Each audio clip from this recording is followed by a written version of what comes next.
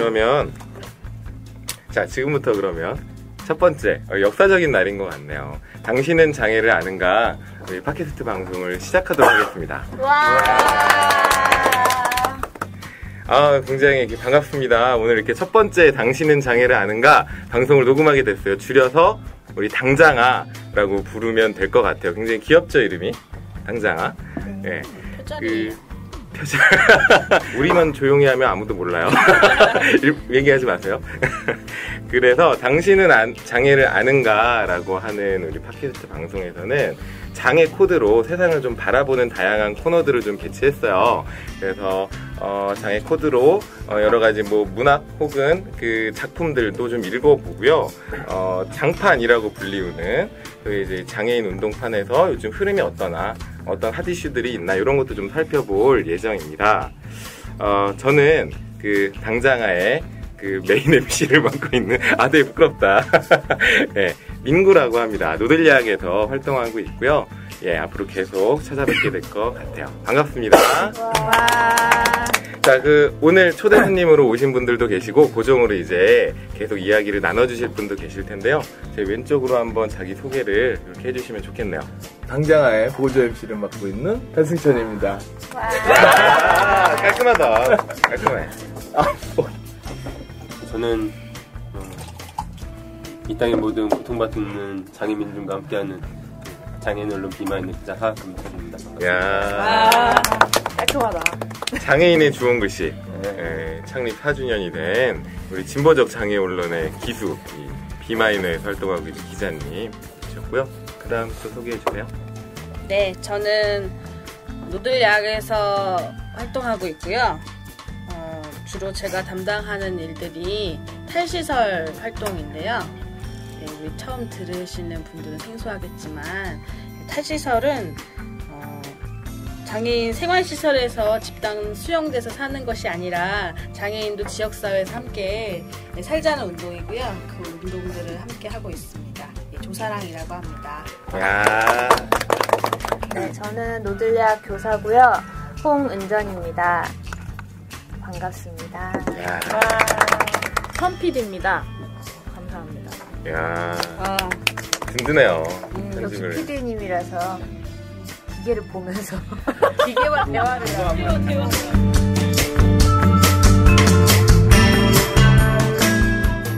자, 그러면 우리 첫 번째 코너로 들어가 보도록 할게요. 첫 번째 코너는 비마이너 우리 하 기자님 모시고 장판에 뜨거운 이슈들이 무엇이 있었는지, 그리고 그동안 장판에서 어떤 얘기들이 좀 되고 있는지에 대해서 간단한 브리핑을 좀 해주실 거예요. 자, 우리 하 기자님. 네. 어떤 일이 있었나요? 네. 제가 하면 되는 건가요? 네. 되게 어색하다. 비마이너 소개를 좀. 비마이너 소개를 먼저 드릴게요. 비마이너는 아까 말씀하신 대로 장애인의 주홍글씨라는 타이틀을 걸고, 이제 주류 언론에서는 장애인들이 뭐 이렇게 뭐 유명 정치인들이 시설 가가지고 이렇게 장애인들 옷 벗겨놓고 이렇게 목욕시키고 이럴 때나 잠깐 나올까 말까 하고 뭐 가끔씩 위문품 전달해주고 뭐 이럴 때 그냥 그 뉴스의 소재로 등장을 하는데, 이제 그런 거 말고 진짜 장애인의 날것의 삶, 장애인들이 요구하는 권리가 뭔지, 장애인들이 어떻게 고통받으면서 살아가는지, 그런 삶들은 온전히 전하면서 장애인의 권리를 이제 확장해 나가는데 도움이 되고자 만든 언론이고요. 네. 2주간 뭐 어떤 그 장애인 이슈가 있었는지 그냥 뭐 간단하게 말씀을 드리도록 하겠습니다. 뭐 2주간이라고 뭐 오늘이 며칠이죠? 6월 12일이니까 6월 초부터 잠깐 이렇게 좀 거슬러 올라가 보면요. 다들 아시겠지만은 송국현 씨가 우리 장애 등급제 때문에 이제 활동보조 서비스도 받지 못하고 이렇게 돌아가신 송국현 중지가 있으셨죠. 네. 그 이후에 또 사경을 헤매시던 분이 있으셨어요. 오지석 씨라고 호흡기 장애인 분이신데, 이분이 4월 16일에 이제 집안 식구들이 다 나가 있는 상황에서 활동보조인도 퇴근한 그런 순간에 집안에 혼자 이분은 호흡기 장애인이어가지고 인공호흡기를 계속 착용을 해야 되는데 호흡기가 빠지는 사고가 발생을 하셨죠. 그래가지고 위급하게 이제 문제가 발생해가지고 뭐 가족들도 전화로 연락해가지고 했지만은 끝내 이렇게 중태에 빠지셨고 거의 한 달 넘도록 중태 상태에서 이렇게 벗어나지 못하다가 그 6월 1일에 주말에 숨을 거두시는 사고가 났습니다. 이 사고 때문에 뭐 송국현 씨 사고 이후에도 장애 등급제 피해자다라고 하면서 우리가 장애 등급제 폐지 그리고 장애 활동 지원 서비스 24시간 보장을 위한 투쟁을 쭉 진행해 오면서 뭐 보건복지부 장관을 쫓아가는 투쟁도 하고 막 했었는데 오지석 씨 사건이 벌어지면서 또 이 투쟁이 계속 이어질 조짐이 보이고 있습니다. 뭐 얼마 전에 그 장례 투쟁을 하면서 또 그동안 좀 보기 힘들었던 장애인들이 뭐 길을 기어가는 이런 투쟁도 하시고 했었는데 아마 이 투쟁이 계속 이어질 것으로 보이고요. 중간중간에 좀 끼어들어서 제가 말하기 힘드니까. 아니, 근데 그 장애인분들이 활동보조 서비스를 이용하지 못해서 이게 뭐 혼자 있는 상황에서 불이 나서 돌아가시거나 뭔가 호흡기가 떨어져서 돌아가시는 사고들이 계속 일어나고 있는 것 같아요. 그래서 활동보조 서비스가 24시간 보장돼야 된다까지는 이해가 가는 것 같은데 필요한 장애인들에게는. 근데 이게 등급제, 장애인 등급제랑은 어떻게 연결이 되는 거예요? 장애인 등급제랑은 뭐 개별 사안마다는 좀 다를 수 있지만 사실 그 장애 등급제는 어떻게 보면은 장애인 복지 서비스의 커다란 문인 거죠. 장애인 복지 혜택을 받을 수 있느냐 없느냐를 통과할 수 있는 문으로 작용하는 거고 지금까지는 특히 이제 장애 활동 지원 서비스가 뭐 지금은 이제 2급까지 열리긴 했지만 처음에 시작할 때는 장애 등급 1급 에게만 제한돼 있어서 이거를 넘지 못하면은 이 서비스를 절대 받지 못하는 이런 상황이어서 뭐 이것뿐만 아니라 장애인 연금이나 뭐 각종 복지 혜택들이 다 이제 이 등급을 기준으로 문턱을 만들고 있기 때문에 그 문턱들을 허무는 투쟁으로 장애인 등급제 투쟁을 하고 있는 것 같습니다. 그게 가장 큰 틀이라고 볼 수 있겠고 세부적인 사항으로 이제 각종 예산들이 투입이 돼서 장애인 활동 지원 서비스를 필요한 사람에게 24시간 보장하라는 요구들을 이제 쭉 하고 있는 거죠. 네, 그래서 그런 요구들을 가지고 광화문 농성장에서 지금 얼마나 됐죠? 굉장히 650일? 660일 된 거죠. 어제까지가 네. 659일. 그 정도 이제 계속 농성을 하고 있는 걸로 알고 있는데요. 그럼 계속적으로 등급제 폐지와 뭐 부양의무제 뭐 폐지, 뭐 활동보조 서비스 24시간 뭐 이렇게 필요하다라는 요구들을 계속 장애계에서는 하고 있는 거네요. 네네. 네. 브리핑할 게 굉장히 많아요. 네, 많아요. 이렇게 중간중간에 이렇게 렉을 거시면은, 제가 이게 한 2시간 동안 이것만 해야 될 수도 있으니까. 뭐, 이런 일이 있었고, 아마 이 사안은 앞으로 쭉 갈 거니까, 네, 앞으로 주목을 해주시고, 관심 많이 가져주시면 좋을 것 같고. 또 하나 얘기할 거는, 얼마 전에 6월 4일 날 지방선거가 있었잖아요. 네, 지방선거에서 다양한 관심거리들이 있지만은 장애인들에게는 어쨌든 투표소에 가가지고 투표하는 이 순간 이 투표권을 행사하는 것이 되게 중요한 문제인데 항상 매번 투표 때마다 그런 장벽들이 많이 있었습니다. 올해는 이번 지방선거에서 처음으로 사전투표가 실시가 됐죠. 사전투표에서 근데 사전투표소가 보통 어디에 만들어져 있는지 아세요? 동사무소의 주민센터죠. 네. 지금 거의 다 주민센터에 만들어져 있어요. 주민센터에 만들어져 있는데 거기에는 엘리베이터가 있는 곳이 많을까요, 적을까요? 많을 것 같아요. 많을 것 같아요? 네. 이렇게 되게 이렇게 조작된 연기 같은 발언을 하시면 어떻게? 많을 것 같은데? 관공서니까. 제가 간대는 가 있었는데요. 주민센터에? 엘리베이터가? 주민센터에 엘리베이터가 있다고요? 1층이거나 아니면 관공서는 다 있어. 다 있어. 구청 말고 주민센터. 다 있어. 성북동도 있고 해화동도 있고 이화동도 있고 다 이화동에 엘리베이터가 있는 거 있어요. 다 있어요. 우리 기름이동 주민센터에 없어요.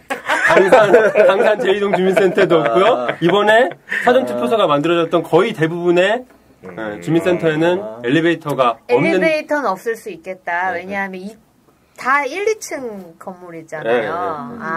옛날 건물이고. 그렇죠. 장애인 화장실이나 이렇게 자동문은 많이 설치된 걸 봤는데 경사로는 엘리베이터까지는 한 번도 체크해 본 적이 없네. 2층 가는 게. 이번에 사전투표소가 해화동도 없네.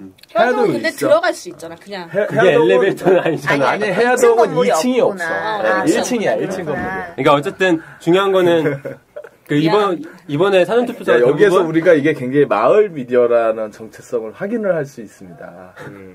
지금 회화동 어디 나왔죠? 종로를 한번 파악해보면 좋겠네. 그래 뭐 종로를 한번 파악을 해보면 좋겠는데 뭐 여기 그 종로를 거점 삼아가지고 이렇게 활동하시는 노들 장애인야 뭐 이런 단위에서 종로 지역 사전투표소 점검 안 해보셨죠? 그렇죠. 네. 그래서 지금 거기에 대해서 얘기할 수 있는 근거 자료가 별로 없어요. 근데 이제 저희 학생분들 중에 종로 사시는 분들이 별로 없습니다. 말이야 이게 성북구에 많이 사시죠. 교육의 중심 왜 그래? 종로가 땅값이 나왔어. 장애인 교육의 중심 종로. 어쨌든 아마 그 영등포 지역에서 활동하는 이음 장애인 자립생활센터라는 곳에서는 영등포 지역의 사전투표소를 거의 전수조사를 했어요. 근데 뭐 이게 데이터를 좀 봐야 알겠지만은 그 주로 주민센터에 만들어졌는데 거기에는 그 사전투표소가 주민센터 2층에 마련돼 있고 근데 엘리베이터가 없고 그래서 장애인 기표소는 그냥 1층에만 외따로 장애인 기표소만 설치해 놔서 장애인이 가면은 이렇게 신분증을 그 투표 관리인 같은 사람한테 넘겨주고 거기서 뭐 신분 확인 절차를 다 맡기는 거죠. 그리고 이제 투표용지 갖다 주면 1층에서 기표만 하고 투표용지를 투표함에 넣는 것도 그냥 투표 관리인한테 맡겨버린. 그러니까 사실상 비밀 투표가 전혀 보장되지 않는 그런 사태가 속출을 해가지고 장애인들이 많이 항의를 했죠. 사전투표 과정에서. 그리고 6월 4일 지방선거 당일에도 투표소 안이 복잡하니까 장애인 기표소는 따로 복도에 빼놓는다든지 그러니까 그 안에 가가지고 또 이제 그 본인 확인 절차 밟고 투표용지 받고 이러는 과정들을 다 이제 투표 관리인한테 맡기는. 그래서 실질적으로 사전투표나 지방선거 당일에도 그 장애인의 비밀 투표가 전혀 제대로 보장되지 않는 그런 사태들이 속출을 했고요. 뭐 이런 문제들이 있었습니다. 지방선거. 투표는 민주주의의 꽃이라고 하면서 장애인들은 투표를 이렇게 뭔가 할 수 있는 환경을 잘 안 만들어주는 것들이 많이 있네요.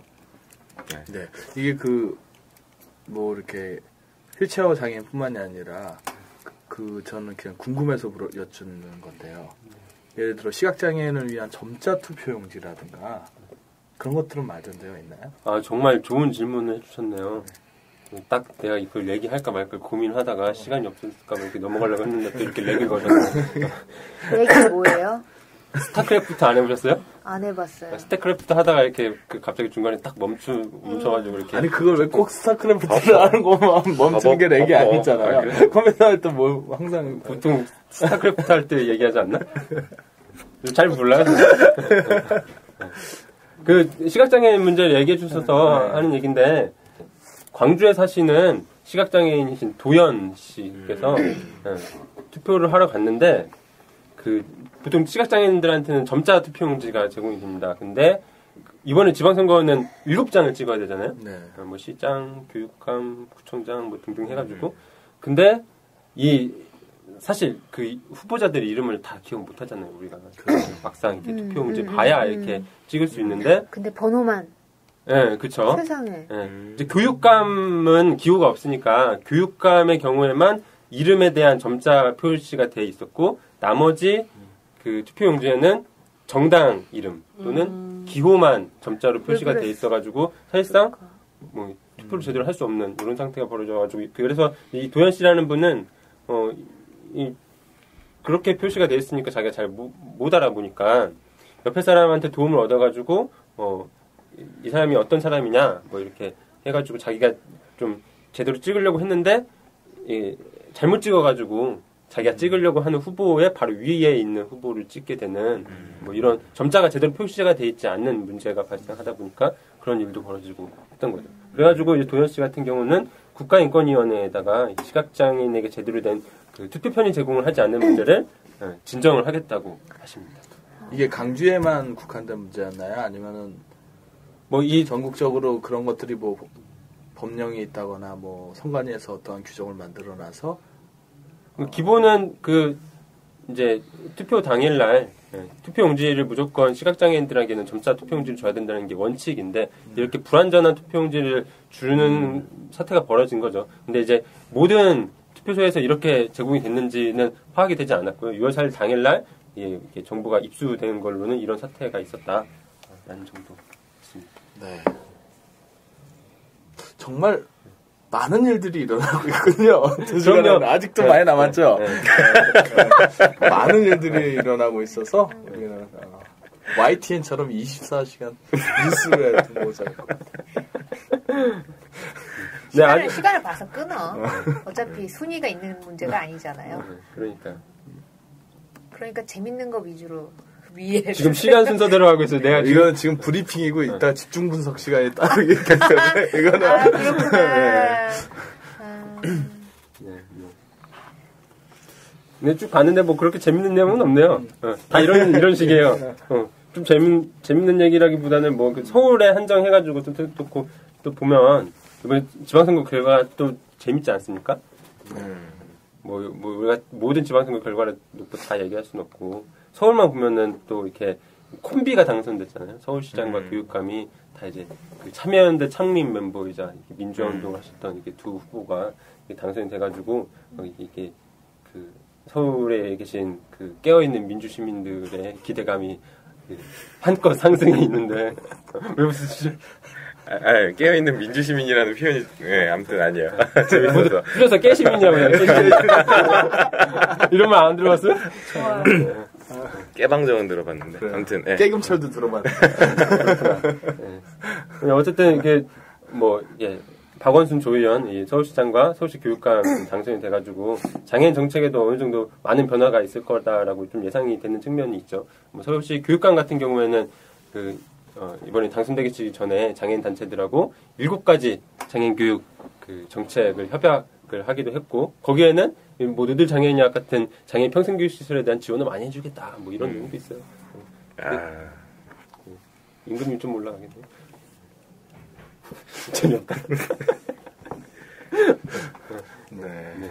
뭐 이런 게 있고 근데 박원순 시장이 재선이 된 거가 뭐 장애인 정책에 뭐 긍정적인 의미를 낳을 거냐 뭐 이거는 좀 더 생각해볼 문제가 많죠.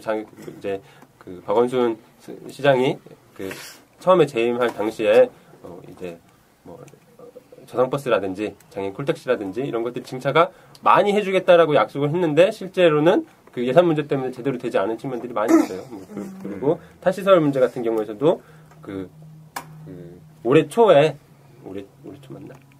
하여튼 그 발표됐던 장애인 인권 정책 기본 계획, 장애인 인권 증진 기본 계획이라는 게 있는데 거기에 그 시설에 거주하는 장애인 600명을 탈시설 시켜주겠다라고 하면서 내걸었던 내용 중에 하나가 그 중에 600명 중에 213명을 그 뭐죠? 이름이 공동생활 빌리지. 홈빌리지. 공동생활 빌리지라는 형태의 소규모 시설로 이렇게 탈시설을 시켜주겠다라고 하면서 장애인 단체들하고 마찰을 빚었던 바도 있어서 이 부분은 좀 많은 조정이 필요한 부분이겠다. 그래가지고 박원순 시장하고 끊임없이 이 부분은 논의도 하고 타협도 하고 또 필요하면은 이게 또 다이다이도 뜨고 뭐 이렇게 이제 것 같다. 뭐 이런 생각이 들고요. 기자님 용어가 다이다이다. 무척 전문 용어가. 그러면 이제 뭐 그 이동권과 관련돼서 그 재미난 사례 2가지만 좀 얘기를 하면 좋을 것 같은데요. 그 우리가 이제 4.20 그 장애인차별철폐 투쟁 기간 동안에 그 이제 강남 고속버스 터미널을 수차례 점거를 했잖아요. 네. 우리가요? 우리가 아는 사람들이. 우리 친구들이. 일부 몰지각한 장애인들이. 왜 그러세요? 아니에요. 일부 몰지각한 장애인들이 몰입배처럼 강남 시외버스 터미널, 고속버스 왜 터미널. 그래, 시민들한테. 이 사람들은 껴있지 않은 것 같아. 잠들어 있는 시민들이.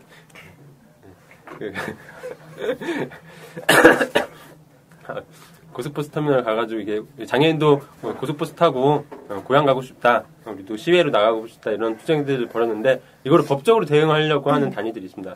그 장애인 권익문제연구소라는 단위들을 중심으로 해가지고 그 휠체어 이용 장애인도 고속버스를 타도록 해달라는 그 소송을 냈어요. 그래가지고 그 소송 첫 공판이 어제 열렸습니다.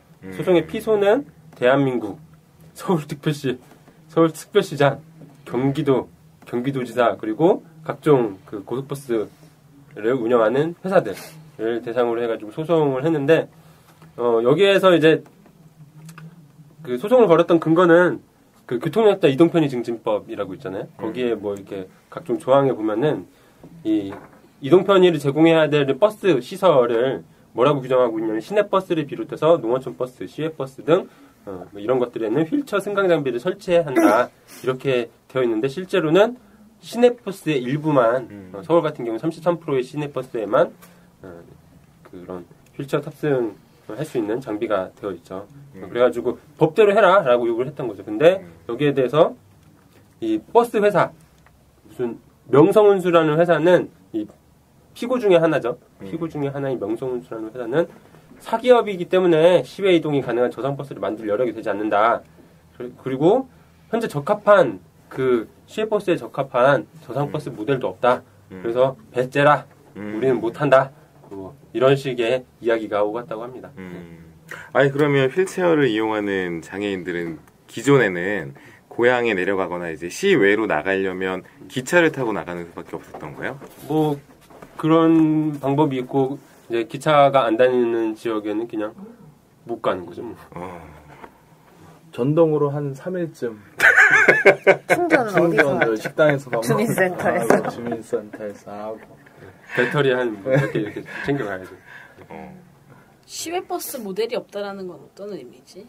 우리나라에 개발된 그런 시외버스의 그거 시외버스 모델 중에 장애인용이 없다라는 거예요. 5등 버스가 이렇게 한 라인에 3개 있고 그 버스 모델 있잖아. 근데 거기에 저상 버스가 되면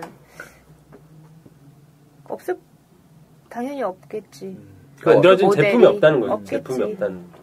우리가 이동권 투쟁해서 그때 저상버스 모델이 그때 우리도 처음 봤으니까 그 모델을 버스 모델을 오히려 그 몇 개월 전에 그 새로운 버스 모델이 나왔잖아요. 우등 버스도 2개 한열이었는데 이제는 한열로 된 1등석 버스 시외버스가 이렇게 나왔었던 한 얼마 안 됐었던 것 같은데 그게 이제 운행을 시작한다고 하는데 그냥 VIP식의 그런 고급 버스. 뭐 이제 그게 기사가 나간 다음에 이런 버스를 만들면서 왜 그 장애인들이 이용할 수 있는 그 저상버스 형태의 그런 고속버스를 왜 못 만드냐 이런 원성을 터뜨리는 장애인분들이 많이 있으셨죠. 그런 버스 모델을 버스 회사가 만들어요? 자동차 회사가 만들어야겠죠. 사기업이 만드는 거겠다, 그것도, 그지? 저상버스도 처음에 대우에서 현대 대우 이런 애들이 거기서 만들었죠. 이동하는 거는 가장 기본적인. 정몽준한테 얘기해야겠다. 정몽준한테. 그 현대자동차의 대주주인가? 중공업이죠. 그래봤자 그분이죠 뭐. 그 집안에 정씨 집안에다가 그러니까. 이야기했는데. 나한테 얘기해. 내가 정신. 네. 만들어 주실 거예요? 아니 뭐 고려해 보겠습니다. 참 많은 일들이 있었네요.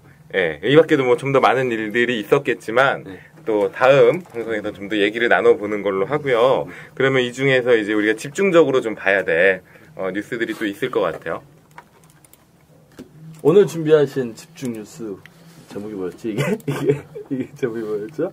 집중 분석. 오늘 준비하신 집중 분석 내용은 뭐죠? 이거 부탁하면 다 같이 뭐 이렇게 외쳐야 되는 거 아니에요? 집중 분석? 그럼 한번 외치죠. 집중 분석 하면 집중 분석. 다 같이 교환과 끝동네 그래. 집중 분석. 이거 좋은데요, 이 라임? 집중 분석. 교환과 끝동네.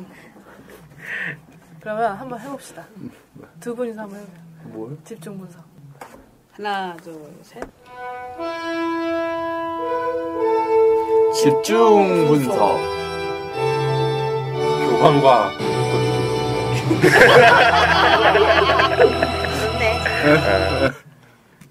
이렇게 하면 돼? 해봐, 우선. 해봐. 들어갈지 안 들어갈지 나도 모르. 교환과 아니, 몇 개 더 해보든가.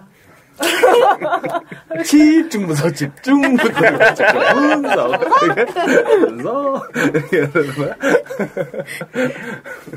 잘하네.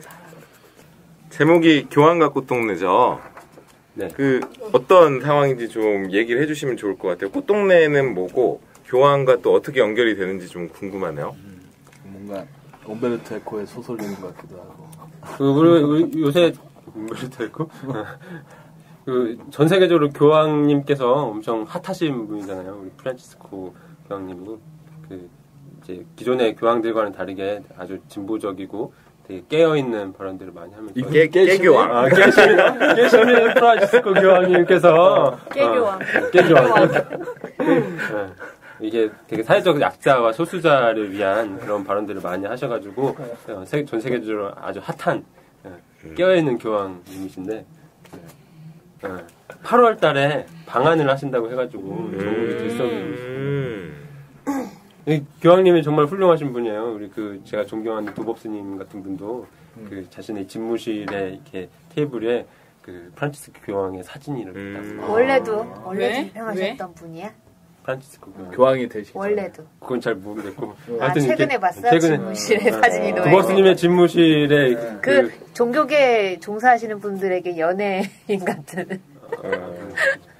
종교의 장벽을 허물어서 다 효리구만, 존경받는 뭐 이런 분이신 것 같아요. 뭐 단순히 이게 진보적인 발언들을 이렇게 많이 하신다 해가지고 그냥 이렇게 전 세계의 빨갱이들이 찬사를 받는 이런 정도의 사람이 아니라 그냥 정말 전 세계적인 그 영혼의 지도자로 추앙받는 뭐 그런 분이신 것 같은데 이제 그분이 방한을 하신다니 뭐 대한민국에도 얼마나 영광이에요. 근데 영광인데 약간 또 아까 얘기했던 그런 이렇게 몰지각한 장애인들이 교황청 대사관에 쫓아가가지고 교황님은 어디 오지 말고 어디에 가라 뭐 이런 식의 코멘트를 하고 다니는데 그게 하나가 바로 이제 꽃동네라는 곳이죠. 이제 꽃동네라는 곳에 교황님이 8월에 방한할 때 방문을 하시겠다고 하는 상황입니다.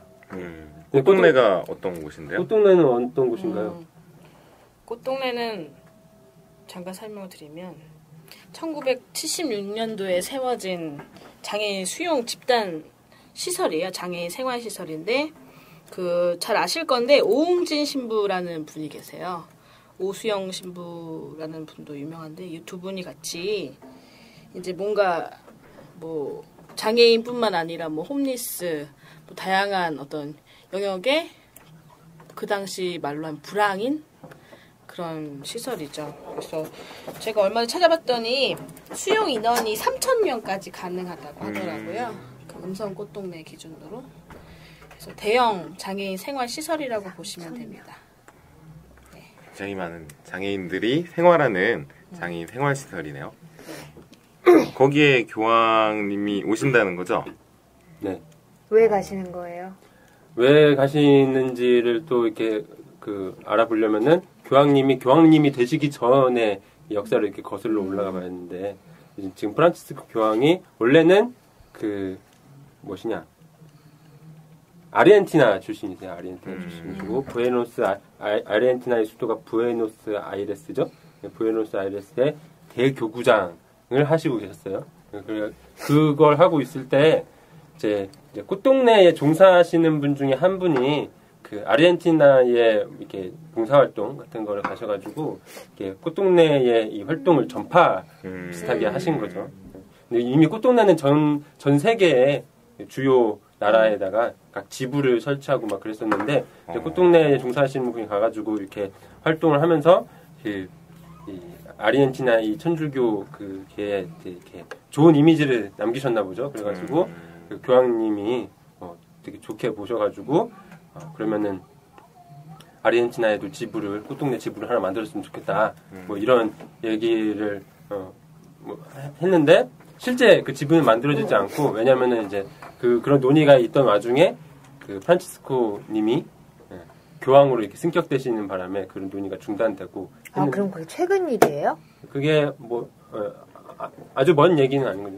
프란치스코 교황이 된 지가 얼마 안 됐으니까 그 바로 직전에 그런 논의 과정이 있었는데 교황이 되시면서 아르헨티나에 지부 설치하는 문제는 조금 이렇게 뒤로 미뤄지고 그런데 이제 오웅준 신부가 워낙 전 세계적으로 마당발이다 보니까 교황이 되시고 나서 작년 8월에 직접 바티칸에 가가지고 교황과 단독으로 아련을 하게 됩니다. 꽃동네의 슬로건이죠. 빌어먹을 힘만 있어도 주님의 은총입니다. 그거를 상징하는 무슨 이렇게 선물 같은 것도 갖다 드리고. 다음에 그거 좀 어떻게 깨는 퍼포먼스를 해버려. 하여튼 뭐 그러면서 다 같이 빌어먹을까? 교황님이 한번 한국을 방문하셔서 꽃동네에 한번 와주셨으면 좋겠습니다. 라는 부탁을 한 거죠. 그러니까 뭐 그 전에 아르헨티나 와가지고 좋은 일도 했던 것 같고 하니까 그래 알겠다 하다 보니까 이제 방안이 성사돼. 그래서 그런 교황님이 그 개인적인 친분이든 뭐든 뭐 꽃동네 우리나라에 있는 장애인 생활시설을 방문할 수 있잖아요. 근데 그게 왜 이슈가 되는 어떤 문제가 있나요 그 안에? 그 아까 그 교황님이 꽃동네에 오신다니까 제 표현에 의하면 일부 몰지각한 장애인들이 이렇게 교황 정대상관에 몰려와서 이렇게 오지 말라고 뭐 이런 시위도 하고 했다고 했잖아요. 근데 단지 그 장애인들 뭐 특히 이제 꽃동네 시설에 살았던 그 장애인들만 이 교황의 꽃동네 방문을 반대하고 있는 것이 아닙니다. 지금 우리나라에서 반대하고 있는 집단들이 꽤 많아요. 특히 그 카톨릭 그 내부에서 반대하고 있는 사람들이 좀 있는데 그 중에 대표적인 집단이 저는 어딘지 잘 모르겠는데 작은 예수회라는 단체에서 꽃동네가 지금까지 횡령 의혹이 너무나 많다. 그래서 교황이 와가지고 오웅진 신부 어깨 탁탁 해주면서 아이고 수고하십니다 이런 말 한마디만 해주면은 그렇구나. 오웅진에게 면죄부를 주는 거 아니냐 이런 얘기를 하고 있어요. 사실 여기서 그리고 더 커질 거야 후원도 꽃동네가. 많이 들어오고. 어마어마하게 커질 거야. 전 세계적으로 유명해져가지고 거의 전 세계 몇백 개의 집을 또 설치할 수도 있고 뭐 그렇겠죠. 근데 이제 이 작은 예수회가 그 꽃동네에 교황이 방문하면 안 된다라고 이렇게 주장하면서 쓴 성명서를 보면은 꽃동네를 한국판 마피아라고 표현하고 있어요. 요새 그런 말 많이 쓰죠. 관피아 아니면 뭐 이런 복지 마피아인 거죠. 복지 마피아, 복피아. 이름도 이쁘네. 복피아, 꽃피아. 꽃동네 복피아. 복피아 꽃동네. 이런 식의 표현을 쓰면서 하는 얘기가 진짜다. 400만 평이 훨씬 넘는 땅에 유한회사 주식을 소유해서 배임, 횡령 혐의를 받고 있는 오웅진 신부가 지배하는 꽃동네 방문은 오 신부에게 면죄부를 주는 것이다 라고 하면서 국민이 그 오 신부에 대한 횡령 혐의 수사를 지켜보고 있는 상황인데 왜 걔한테 가가지고 격려를 해주냐 뭐 이런 얘기를 하고 있는 거고 또 가평구 이 꽃동네가 음성에도 있고 경기도 가평에 이게 두 군데에 있죠. 그 가장 큰 그 시설인데 가평군에 있는 가평 꽃동네에는 군에서 지원하는 복지 예산의 60에서 80%를 지원을 받고 있다. 그래서 지역 내에 있는 다른 20여 개의 다른 복지시설은 단 한 푼의 지원도 못 받고 있다. 이 복지예산은 다 빨아들이는 블랙홀 같은 존재인 거죠. 그리고 국가에서 지원되는 보조금이 꽃동네에 편중되어 다른 복지시설이 피해를 보고 있다. 이런 지적이 제기되고 있는 거죠. 사실 이 죄질이 되게 나쁜 거죠. 복지시설에서 횡령을 했다라고 하면 그 돈이 다 그 생활인들의 뭐 입는 거, 먹는 거, 뭐 겨울에 난방 떼는 거, 뭐 다 이런 돈일 텐데 그런 돈을 횡령했다라고 하는 건 굉장히 좀 이렇게 재질이 안 좋네요. 그렇죠. 어떤 그 조사랑 활동가는 그 꽃동네에서 나오신 분들 혹시 만나보신 적이 있거나 꽃동네 상황에 대해서 이렇게 들으신 적이 있으면 어떠한 상황이죠? 꽃동네는 실제로 방문한 적이 꽤 있어요. 우선은 가평 꽃동네도 가봤고 충청도에 있는 음성 꽃동네도 다 가봤는데 음성 꽃동네에서 뭐 최근에 나오셨던 경우도 되게 많이 있고 불과 한 2, 3년 사이 안에 꽃동네에 계신 분들이 좀 급속도로 많이 나오시는 경향이 지금 있으세요. 뭐 사례를 뭐 이야기를 하자면은 우선은 이제 이렇게 그러니까 시설 인권적인 어떤 측면에서 얘기를 하자면은 그냥 이것은 또 개인적인 또 사례니까 사실 어디서부터 어디까지를 얘기를 해드려야 될까 좀 고민이 좀 되는 이름만 밝히지 말고 다 상황이 있는데요. 우선은 이제 이게 집단 수용 시설이다 보니까 방을 다 같이 공유하고 이제 쓰게 되거든요. 그래서 방 한 칸에 7 내지 9명 정도 되는 사람들이 같이 장애인분들이 같이 방에서 생활을 하셨고 심지어 방이 부족해서 7년 동안 복도에서 잠을 자고 생활하셨다는 분의 이야기를 방이 없어서. 네, 방이 모자라서 환장하겠다. 네, 복도에서 생활하셨다라는 얘기를 들은 적이 있고요. 그리고 제가 아는 어떤 여성 장애인 분이셨는데 이제 중도 장애시고 굉장히 심한 지체장애를 가지신 분인데 시설에 처음 들어와서 독방에 갇힌 적이 있고 가족들을 만나는 것을 좀 차단했고 그런 식으로 이제 좀 이렇게 억압을 당하면서 본인의 목소리를 못 내는 과정들을 이렇게 강제로 시키는 그런 과정들, 뭐 심지어 뭐 기를 누르는 과정이라고 어떠한 수녀님에게 그런 일을 당했다, 뭐 이런 이야기도 들어본 적이 있고요. 제가 여러 시설을 다녀봤지만 음성꽃동네 그런 것을 가장 크게 치는 이유가 되게 산속에 있어요. 그래서 이제 대부분의 이제 휠체어를 이용하시는 지체장애, 뇌병변장애를 가지신 분들이 도저히 이제 그 바깥으로, 그 건물 바깥으로 나올 수 있는 구조가 전혀 되지를 않아요. 거의 거의 60, 70도 되는 경사를 몇 군데를 넘어야지 도착하는 어떤 곳에 이제 시설이 위치해 있어서 이동권이 전혀 보장되지 않고 그런 고립된 생활을 하시는 경우가 굉장히 많고요. 그리고 저는 그 복지 마피아라는 것이 되게 마음에 많이 와닿는데, 그러니까 뭔가 이렇게 교회나 이런 종교의 자선 사업이 뭔가 이렇게 장애인 복지 예산과 어떻게 절묘하게 이렇게 맞아떨어져가지고 장애인으로 사업을 하게 되는 거죠. 그러니까 처음에 오홍준 신부나 오수영 신부가 처음에는 좋은 마음에서 뭐 시작을 했을지는 모르죠. 그 첫 마음에 뭐 좋고 뭐 그런 것은 중요한 것이 아니고, 그렇다면은 이제 그런 신부들과 수녀가 그런 생활들을 같이 하고 있느냐, 어떤 공동체적인 정말 그런 생활을 장애인들과 함께 같은 대우를 받고 같이 살고 있느냐라고 봤을 때 그렇지 않잖아요.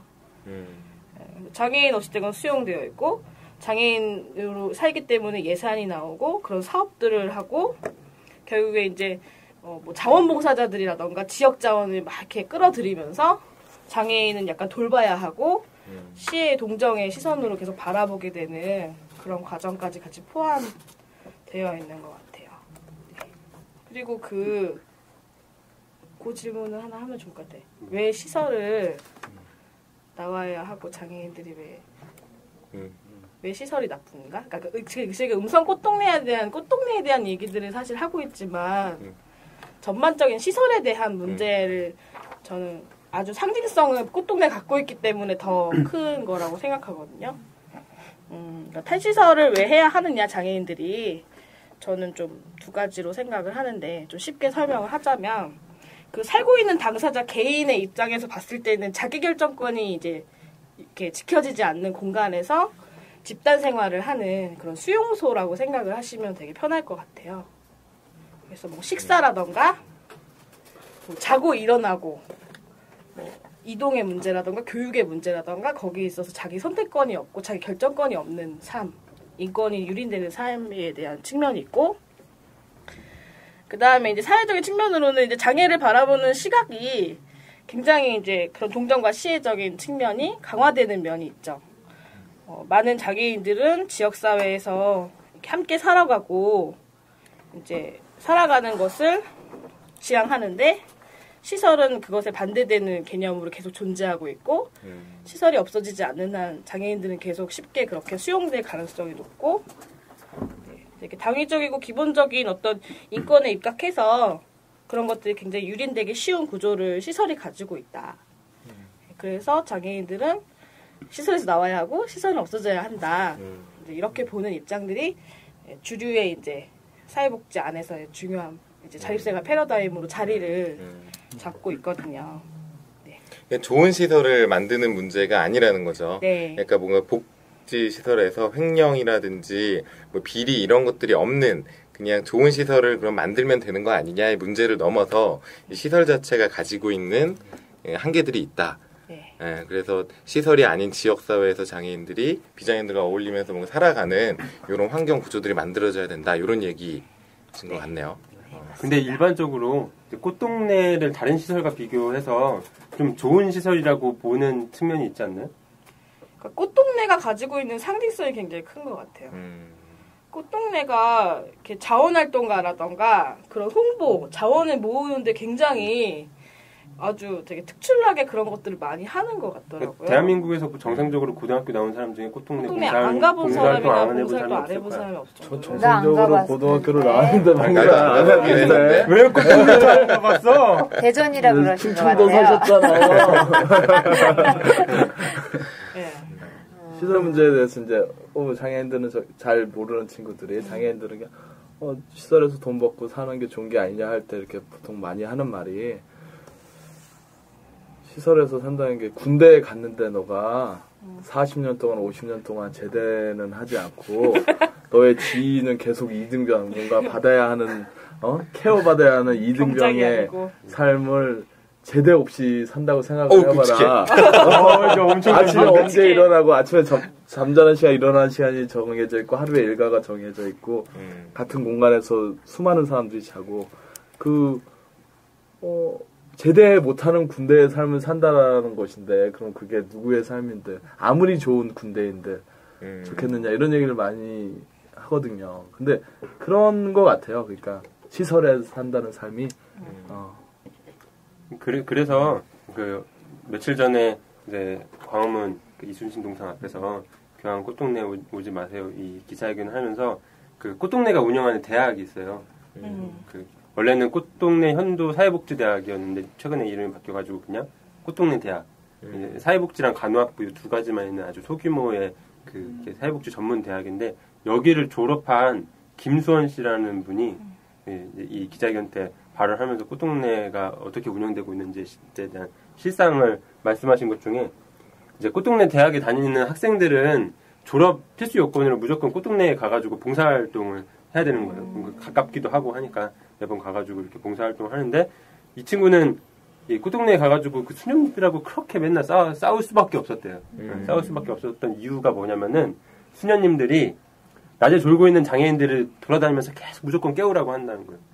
깨우는 이유는 뭐냐? 정해진 시간에 일어나서 정해진 시간에 자고 정해진 시간에 미사를 드려야 되는데 낮에 졸고 있으면은 게으르다고? 밤에 안 자고 뭐 그냥 꾸벅꾸벅 낮에 이렇게 꾸벅꾸벅 하다가 정해진 시간에 미사 안 보고 이렇게 할 거 아니냐 하면서 무조건 깨우러 다녀라라고 하는 거죠. 끔찍하다. 그러니까 아까 말한 대로 군대에서 이게 뭐 이렇게 보초 쓰는데 졸고 있으면은 뭐야 윗사람이 와가지고 이렇게 조인트도 까고 막 이러잖아요. 그런 거랑 똑같은 거죠. 유치장을 들어가도 못 자게 하잖아요. 맞아요. 또 경험자로서 유치장 들어가도 못 자게 해요. 근데 요번에 12년 만에 들어갔더니 12년 만 자게 해주더라고요. 12년 만에 왔다고. 12년 만에 들어갔다고요. 12년 전에는 아침에 저기 모포를 다 빼서요. 모포도 뺐고 딱 밥 먹고 그냥 앉아 있어야 돼. 근데 우리는 그 같은 방에 다 이렇게 이동권 투쟁하다 들어간 사람들이어가지고 그냥 삐대고 자고 이랬는데 어쨌든 그걸 계속 관리해요. 그러니까 편한 꼴을 못 봐. 근데 진짜 뭐 시스템이 정말 비슷한 것 같아. 그죠. 다 마찬가지인 것 같아요. 학교도 그렇고 뭔가 이렇게 관리받는 사람들이 있고 관리하는 사람들이 있는 그것이 꽃동네 같이 대규모로 집단 생활을 하는 곳에서는 규율, 규칙 이런 것도 굉장히 엄격할 거고 식사 시간도 그럴 거고 누구는 뭐 6시에 먹고 누구는 5시에 먹고 누구는 뭐 이럴 수 없잖아요. 다 똑같이 정해진 시간에 밥 먹고 정해진 시간에 잠자고 이런 것들이 관리하는 입장에서는 굉장히 효율적일 테니 그렇게 진행이 되겠네요. 저는 고등학교 때 봉사 동아리를 했었어요. 그래서 꽃동네에 봉사를 간 적이 있었는데 정상적으로 고등학교를 나고. 근데 저는 그 당시에 이제 여고생이었잖아요. 근데 가서 이제 정신장애인분, 남성 노인분, 네, 목욕을 시키라고 하더라고요. 목욕을 시켰어? 그러니까 내가 그때 내가 시켰는지 그걸 지켜봤는지 내가 어디까지 개입을 했는지 모르겠는데 분명히 나는 그 자리에 있었고 그때 당시에 뭔가 모르겠지만 마음이 너무 불편한 거예요. 근데 이제 그때는 이제 동정과 시혜의 눈빛으로 장애인을 바라보는 아이였기 때문에 그래도 내가 뭔가 여기서 도움이 되어 가야지라고 하면서 굉장히 애를 썼었던 기억이 나는데 굉장히 불편했었죠. 여기서 불편해하는 내가 이상한 건가? 이런 생각을 계속 하게 되잖아. 이 사람을 굉장히 나이든 남성으로 바라보는 게 틀린 건가? 마치 이렇게 간호사가 환자를 보고 뭐 이 사명감이 부족하다고 느끼는 것처럼 그런 그랬죠. 그런 이유에서 이제 그 교황님이 꽃동네에 오는 거를 일단 반대하는 움직임들이 있는 거고 뭐 그렇잖아요. 그러면 만약 개인적인 질문인데 하 기자님이 교황이 우리나라에 어째 방한은 할 텐데 이런 장애의 문제들을 좀 더 제대로 바라보고 이렇게 뭐 힘을 실어줬으면 좋겠다. 이곳에 가서 좀 힘을 실어줬으면 좋겠다 하는 곳이 있을까요? 그런 여기 종로니까요. 종로에 위치한 광화문도 좋고. 네. 동승동도 좋고. 마로니에 뭐 장애인들이 있는 곳이면 어디든지 중요하겠지만 이런 거 다 갈 수는 없으니까. 다 갈 수는 없으니까 뭐 그 하나만 간다면? 뭐 하나만 한다면은 대한민국의 장애인의 문제 중에서 가장 첨예하고 가장 중요한 문제를 가지고서 이렇게 그 몇 년째 이렇게 뒹굴고 있는 그리고 이렇게 해결하려고 몸부림치고 있는 그래가지고 많은 연대의 손길을 원하는 특히 이제 프란치스코 교황님처럼 은혜로운 손길을 또 원하는 이런 정말 이렇게 그 갈급한 이렇게 뭔가 그게 어디냐고 한 군데만 너들이야? 찝으라고 어디냐고 뭐 장애 등급제 부양 문제 폐지를 요구하고 있는 광화문 농성장 영정 앞에 또 거기에 가면은 정말 이제 뭐 꽃동네에도 장애인이 당연히 많죠. 장애인이 많다 적다로 한다는 문제는 아니겠지만 그 정말 이 장애인의 삶의 문제에서 가장 중요한 문제가 무엇인지를 깨닫고 투쟁하는 사람들이 있는 곳에 가주시는 게 좋지 않을까. 특히 이제 장애 등급제 부양 문제 폐지 요구하고 있는 이들 같은 경우는 진짜 그것 때문에 죽고 있는 장애인들이 얼마나 많습니까? 자신의 뭐 더 이상 등급제나 그 가족의 존재 때문에 국가로부터 부양받지 못해서 스스로 목숨을 끊고 있는 장애인들이 엄청나게 많은 상황에서 그런 죽음이 더 이상 벌어지면 안 된다라는 그 선언과 투쟁을 위해서 만들어진 이 서울시내 한복판에 이 농성장에 오셔서 이런 목소리에 조금 더 귀를 기울여 주시고 그런 움직임에 함께 해주시는 게 지금까지 교황님이 그 보여주셨던 그 사회적 약자와 소수자들을 위해서 해오셨던 그런 발언들 그리고 고귀하신 발언들에 맥을 잇는 그런 흐름에 있지 않을까 생각합니다. 네. 이 방송이 팟캐스트 방송이에요. 그래서 교황님이 들으실 수도 있죠. 영광이죠. 들을 수 있는 기회는 열려 있는 거고 교황님이나 뭐 이렇게 그 측근 분들이 좀 들으신다면 꽃동네가 아니라 우리 하 기자님이 추천하는 광화문 농성장에 한번 와주셔도 좋을 것 같네요. 자, 그럼 여기까지 우리 집중 분석어 시간을 좀 마치는 것으로 하겠습니다. 아유 수고해 주셨습니다. 우리 하 기자님 감사합니다.